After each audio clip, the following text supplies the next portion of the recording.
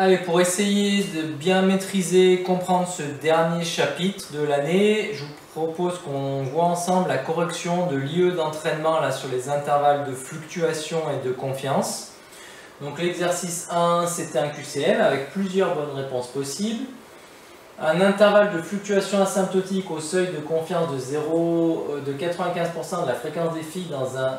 pardon, j'ai commencé par la lecture de la question. Donc, contexte, un lycée donc, comprend 650 garçons, 880 filles. On prélève au hasard et avec remise des groupes d'élèves de ce lycée, donc un intervalle de fluctuation dans des groupes de taille 50 de la fréquence des filles. Donc ça veut dire que ma population globale, c'est la population des lycéens. Donc les 650 garçons plus les 880 filles. Ça doit nous faire du 1530 élèves au total. Donc ça, c'est ma population. Je connais la proportion dans la population. Proportion de filles, P, ça serait 880 sur les 1530. Je peux donc calculer un intervalle de fluctuation asymptotique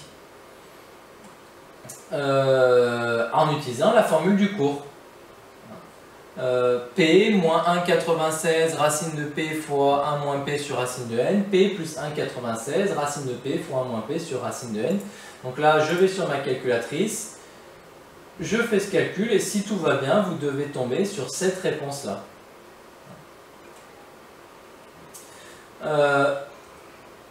Un intervalle de fluctuation asymptotique des garçons.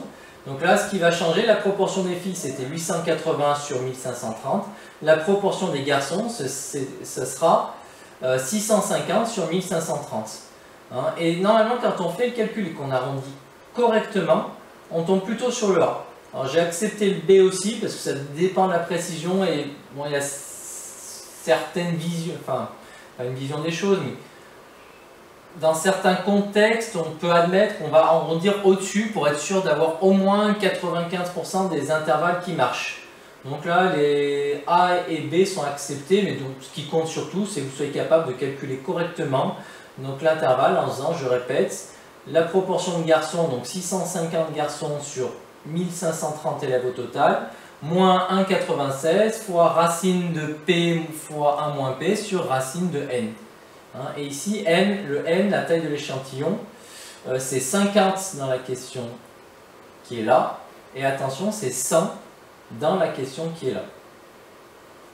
Donc, question suivante maintenant, la prise de décision. Donc, prendre une décision à partir d'un échantillon. Une enquête réalisée sur un échantillon aléatoire de 500 ménages français a montré que 418 d'entre eux possédaient une connexion Internet et que 22 d'entre eux posséder une tablette tactile. Soit l'hypothèse 80% des ménages français ont une connexion Internet et H', l'hypothèse 6% ont une tablette tactile. Donc là, je veux tester une hypothèse. On a vu dans le cours que pour tester une hypothèse, il faut déterminer un intervalle de fluctuation asymptotique basé sur cette hypothèse. Donc là, l'hypothèse H, c'est 80% des ménages français ont une connexion Internet. C'est-à-dire proportion que je veux tester de 0,8. Taille de l'échantillon, 500. Donc je veux calculer un intervalle de fluctuation asymptotique basé sur ces deux paramètres. Est-ce que je peux N est égal à 500 super à 30, N fois P 500 fois 0,8 ça doit faire 400, c'est super à 5, N fois 1 moins P 500 fois 0,2 ça doit faire 100, c'est super à 5. Donc je peux calculer mon intervalle de fluctuation asymptotique qui vaudra donc 0,8 moins 1,96 fois racine de 0,8 fois 0,2 sur racine de 500 et la même chose avec un plus. Donc là je calcule mon intervalle de fluctuation asymptotique. Si tout va bien, on trouve 0,765 et 0,835. De toute façon il est symétrique autour de 0,8. Or ici, qu'est-ce qui s'est passé? Sur les 500 ménages français que j'ai interrogés, 418 ont une connexion Internet. Donc fréquence observée de 418 sur 500. 418 sur 500, ça ferait 836 sur 1000, 0,836. Est-ce que la fréquence observée est dans l'intervalle de fluctuation asymptotique? Non. Elle est légèrement au-dessus, mais elle est au-dessus. Donc, hypothèse rejetée. L'hypothèse selon laquelle 80% des ménages français ont une connexion Internet, je la rejette parce que dans l'échantillon que j'ai interrogé, 83,6% ont une connexion Internet. Ce n'est pas dans l'intervalle de fluctuation asymptotique basé sur 80%. Donc, hypothèse H rejetée. Alors que l'hypothèse H', qu'est-ce qui change pour l'hypothèse H'? C'est pour les tablettes tactiles, je pars du principe qu'il y en a 6%. Donc une proportion de 0,06. Je fais mon calcul, proportion de 0,06, donc est-ce que je peux calculer l'intervalle de fluctuation? N est bien supérieur à 30, N fois P c'est supérieur à 5, N fois moins P c'est supérieur à 5 aussi. Donc je peux calculer mon intervalle asymptotique. Vu que je peux le calculer, je le calcule. Si tout va bien, vous allez tomber sur 0,039 et 0,0808. 81. 0,081. Or, sur les 500 que j'ai interrogés, combien il y en a qui ont une tablette tactile? 22. 22 sur 500, ça fait 44 sur 1000. Ça fait 0,044. 0,044, c'est une fréquence qui est bien dans mon intervalle de fluctuation asymptotique. Donc cette fois-ci, j'accepte l'hypothèse que 6% des ménages français ont une tablette tactile. Donc conclusion, j'accepte H' et je refuse H. C'est donc la dernière réponse qui est correcte. J'ai calculé mes intervalles de fluctuation basés sur mes hypothèses. J'ai vérifié si les fréquences dans mes échantillons étaient ou non dans l'intervalle de fluctuation asymptotique calculé. Si c'est le cas, j'accepte l'hypothèse. Si ce n'est pas le cas, je rejette l'hypothèse. Alors, un intervalle de confiance maintenant. Un sondage sur 200 Français de plus de 18 ans révèle que 31% de ces personnes interrogées déclarent ne pas avoir de religion. Pour l'exercice 68, les bandes sont arrondies à 0,01 près. Intervalle de confiance, ce sera donc quoi? J'ai interrogé, donc taille de l'échantillon 200, 31% n'ont pas de religion. Donc l'intervalle de confiance à calculer, f-1 sur racine de n, intervalle de confiance, f-1 sur racine de n, donc f ici c'est 31%, donc 0,31, moins 1 sur racine de combien? 200, 0,31 plus 1 sur racine de 200. Je fais mon calcul et si tout va bien, là malheureusement j'ai besoin de la calculatrice parce que racine de 200 c'est pas terrible. Donc 0,31 moins 1 sur racine de 200, enfin c'est pas terrible à faire de tête. Par contre avec la calculatrice je tombe sur 0,239.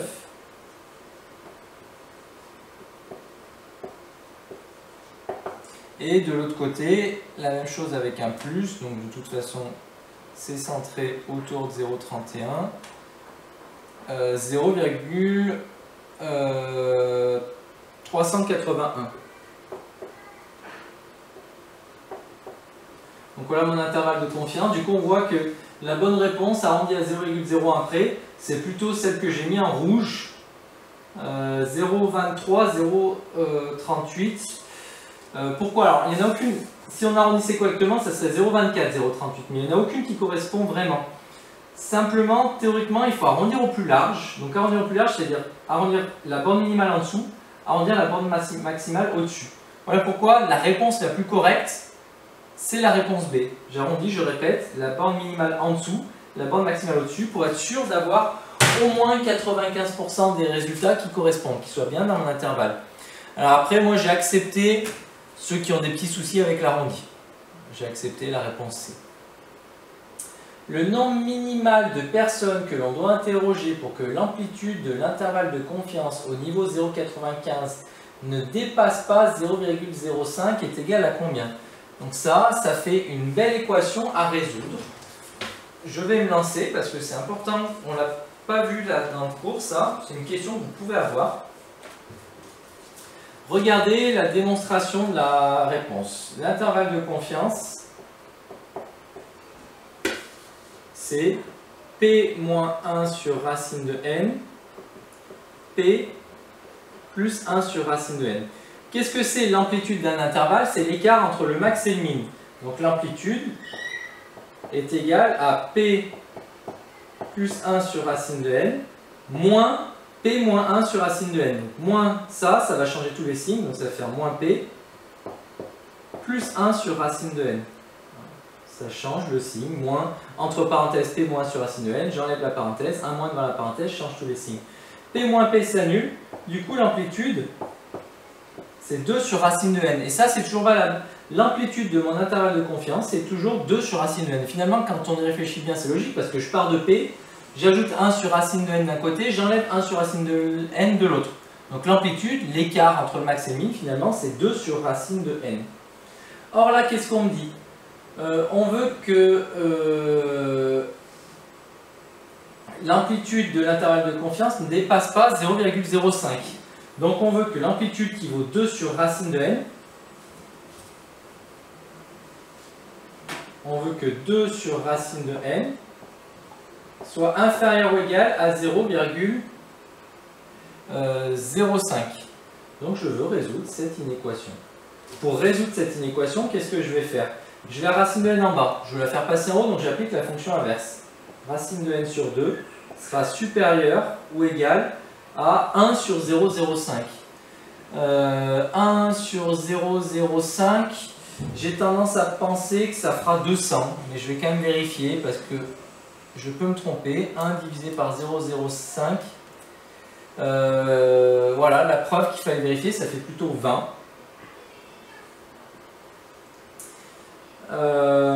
Donc ça c'est racine de n sur 2. J'ai appliqué la fonction inverse. La fonction inverse, elle m'inverse 2 sur racine de n qui devient racine de n sur 2.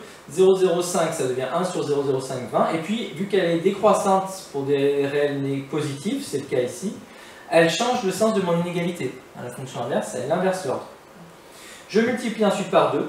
Ça fait racine de n supérieure à 20 fois 2. Ça doit faire 40. Pour ça, je n'ai pas besoin de la calculatrice. Et pour enlever la racine, je mets au carré. Vu qu'on est sur une partie croissante, la fonction carré est, sur une partie positive, la fonction carré est croissante pour les réels positifs, donc elle ne change pas l'ordre. Le carré de 40, ça doit être 1600. Donc il faut que j'interroge au minimum 1600 personnes pour que l'amplitude de mon intervalle soit plus petite que 0,05. D'où la réponse C. Et voilà comment, par le calcul, je retrouve le 0,06. Ça, c'est toujours l'amplitude d'un intervalle de confiance. Bah, si je veux qu'elle soit d'au moins 0,05, il faut que j'interroge au minimum 1600 personnes. La proportion de Français qui n'ont pas de religion est telle que P doit appartenir à l'intervalle qui va de 0,21 à 0,41. Alors, pourquoi cette réponse-là, de plus de 18 ans qui n'ont pas de religion? Je calcule mon intervalle de confiance. Et alors, qu'est-ce qui est bon? P égale 0,31, on n'en est pas sûr. P, il peut appartenir à cet intervalle. On a calculé que P il était entre 0,23 et 0,39, mais si je suis entre 0,23 et 0,39, alors je suis entre 0,21 et 0,41. Mais du coup, on peut aussi accepter le fait que si je suis entre 0,23 et 0,39, alors je suis entre 0,11 et 0,51. Cet intervalle-là étant inclus dans celui-ci. Si je suis dans lui, je suis forcément dans lui. Donc on peut accepter cette réponse, même si c'est quand même pas terrible. Et dans tous les cas, je sais et je suis sûr que P est plus petit que 1. Donc la meilleure réponse était ça, parce que j'ai pas de certitude sur P. Je sais que l'intervalle de confiance qui correspond, c'est celui-ci. La seule certitude que j'ai, c'est que la proportion ne peut pas être plus grande que 1. Donc c'est inférieur ou égal à 1. Après, je peux accepter le fait que tout est possible, que P il peut être dans cet intervalle-là, que P il peut être dans cet intervalle-là. Alors dans l'absolu, même si on était un peu tordu, on pourrait même accepter que c'est possible qu'il vaille 0,31. Donc cette dernière réponse, cette dernière question là, elle n'est pas terrible. Bon, l'important c'était surtout que vous ayez compris le principe du calcul d'un intervalle de confiance. Donc maintenant, on passe à l'exercice 2. Exercice 2, donc Une enquête a révélé que 60% des ventes de cahiers de format 24 x 32 sont des cahiers de la marque C. Une petite papeterie prévoit de vendre 30 cahiers. Elle désire connaître avec une probabilité proche de 0,95 le nombre de cahiers 24 x 32 de la marque C qu'elle vendra. Un gérant d'un supermarché, il prévoit d'en vendre 1000 24 x 32, il se pose la même question. Pour chacun des points de vente, déterminer l'intervalle de fluctuation au seuil de 95% de la fréquence des cahiers 24 x 32 de la marque C. Comparer les amplitudes de ces deux intervalles. Donc là, je commence par vérifier les critères d'approximation. Donc pour la papeterie, je crois qu'on a un échantillon de taille 30. Hein. Prévoit de vendre 30 cahiers. Donc c'est pile, bon, puis on a pile le droit de calculer un intervalle de fluctuation, puisqu'il faut que ce soit supérieur ou égal à 30. Je fais n fois p, sachant que la proportion P dans la population, c'est 60%. Donc ça fait 30 fois 0,6, ça fait 5. Donc là encore, ça marche, ça tombe pile. Et n fois 1 moins P, ça fait 30 fois 0,4. 30 fois 0,4. Ça fait 12, donc ça doit être bon aussi. Je me suis trompé, 30 fois 0,6, ça ferait plutôt 18. Donc c'était super à 5, ça marchait. 30 fois 0,4, ça fait 12, c'est super à 5, ça marche. Donc les critères sont bons, je peux donc calculer mon intervalle de fluctuation. Hein, c'est-à-dire 0,6 moins 1,96 fois racine de p fois 1 moins p sur racine de n. 0,6 plus 1,96 racine de p fois 1 moins p sur racine de n. Si tout va bien, votre intervalle de fluctuation, il est là. Vous tombez ici. L'amplitude, c'est max moins min, donc 0,775 moins 0,425, ça fait 0,35. Pour l'hypermarché, la proportion est la même. Par contre, ce qui change, c'est la taille de l'échantillon qui vaut 1000. Hein, mais les critères sont bons, largement. Hein, n est supérieur à 30, n fois p, n fois 1 moins p, c'est supérieur à 5. Vous calculez votre intervalle de fluctuation en utilisant la formule. Vous tombez normalement sur l'intervalle de fluctuation suivante, 0,57, 0,63, avec une amplitude donc de 0,63 moins 0,57 qui vaut 0,06. Amplitude qui est bien plus faible, évidemment, puisque l'échantillon a une taille bien plus grande. Hein, pour le premier cas, on a un échantillon de taille 30, dans le deuxième cas, on a un échantillon de taille 1000.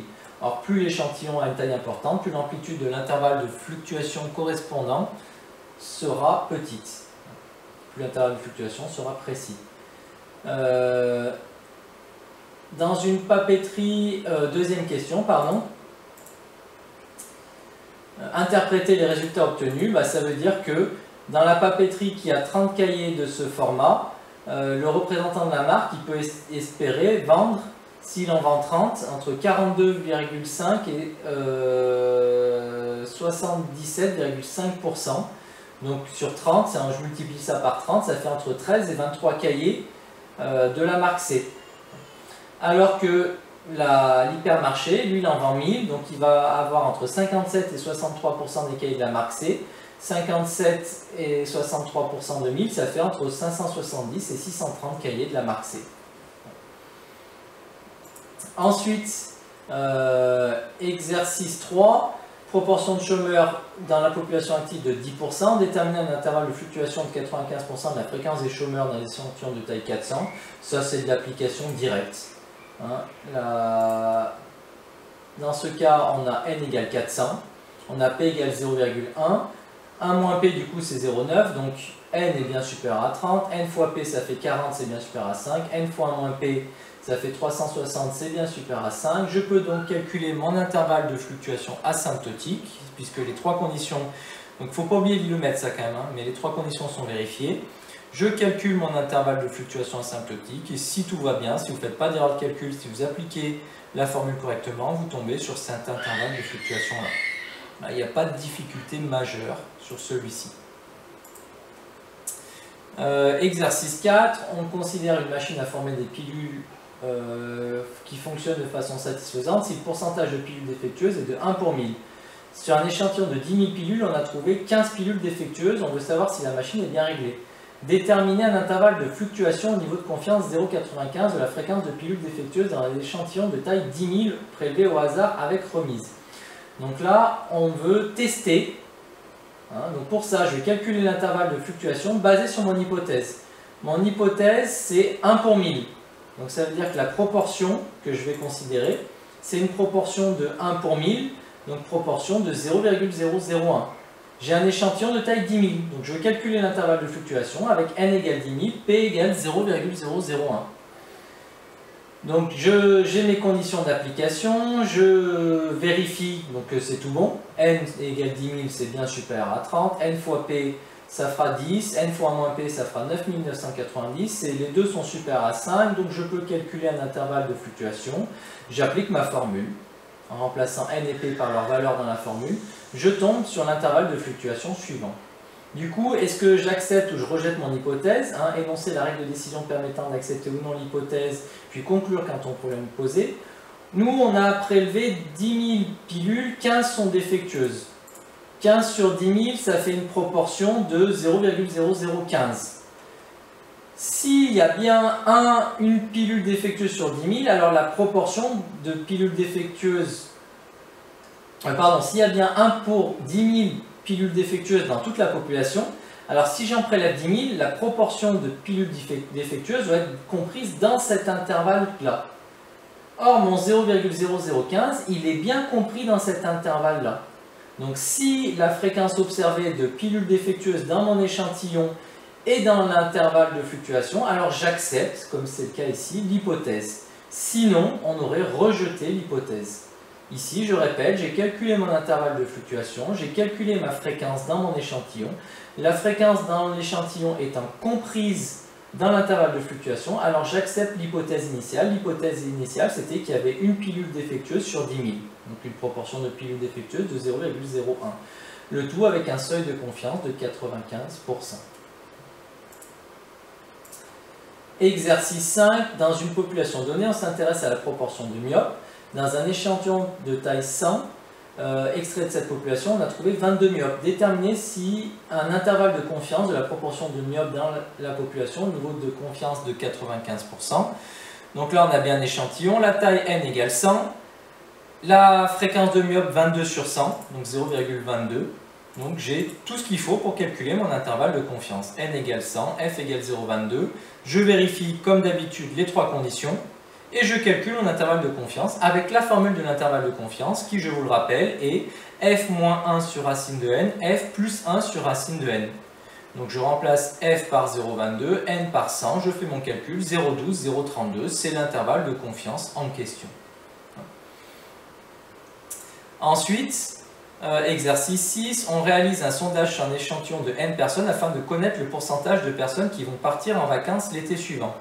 Quelle doit être la taille minimale de l'échantillon afin que l'intervalle de confiance de cette proportion nous donne celle-ci à 2% près avec une probabilité égale à 0,95.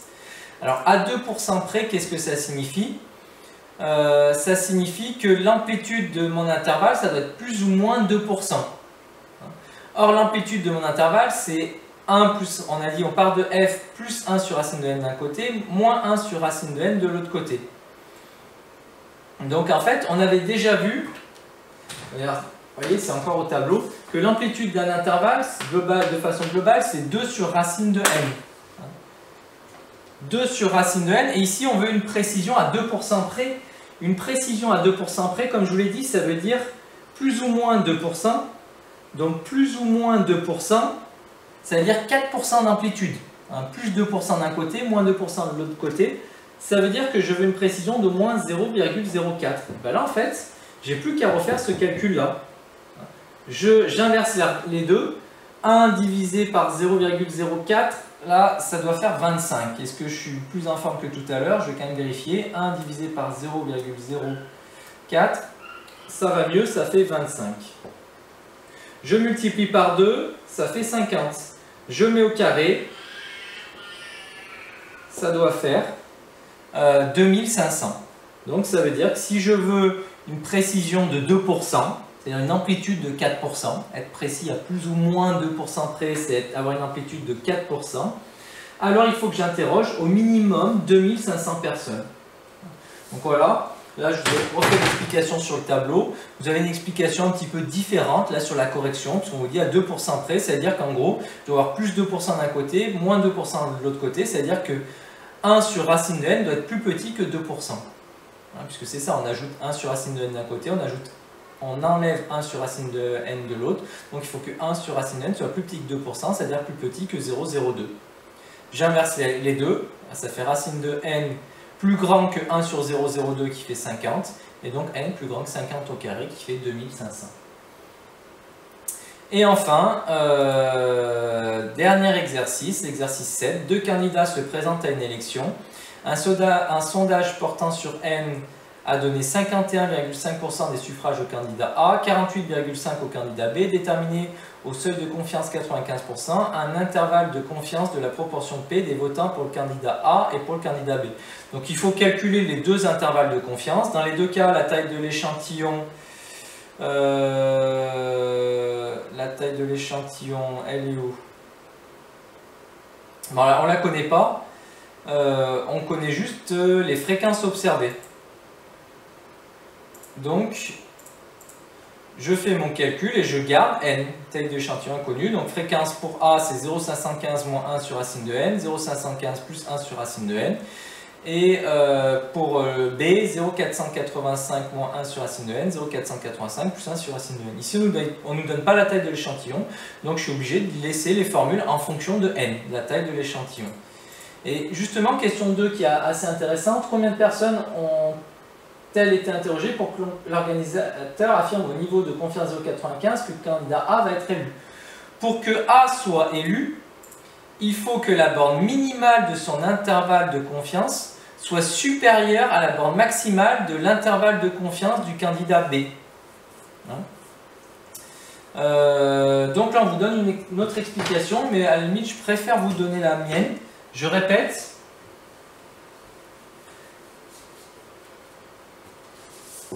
Pour que le candidat A soit élu, il faut que sa borne minimale, c'est 0,515 moins 1 sur racine de n, soit supérieure à la borne maximale de l'intervalle de confiance du candidat B, qui est 0,495 plus 1 sur racine de n. Donc là, qu'est-ce que je fais? Je fais par exemple passer le moins 1 sur racine de n à droite et le 0,495 à gauche. Ça va me faire 0,515 moins 0,485, ça doit faire 0,030. Ça doit être supérieur à 2 sur racine de n. Maintenant, j'inverse. 1 sur 0,03. J'applique la fonction inverse. Donc 1 divisé par 0,03, ça fait 33,33333 d'un côté. Plus petit que racine de n sur 2. J'ai appliqué ma fonction inverse. Je multiplie par 2. 66,66 plus petit que racine de n, et je mets au carré. Le carré de 66,66, ça fait environ 4444 quand j'arrondis. Donc il faut que n soit au moins égal à 4444, donc il faut interroger au minimum 4444, c'est-à-dire plutôt 4445 électeurs pour répondre aux problèmes posés, et donc avoir le candidat A qui, a priori, à l'aide des intervalles de confiance, sera élu. Voilà, j'espère que tout ça vous aura aidé à bien comprendre et bien stabiliser les compétences et les propriétés au programme de ce chapitre.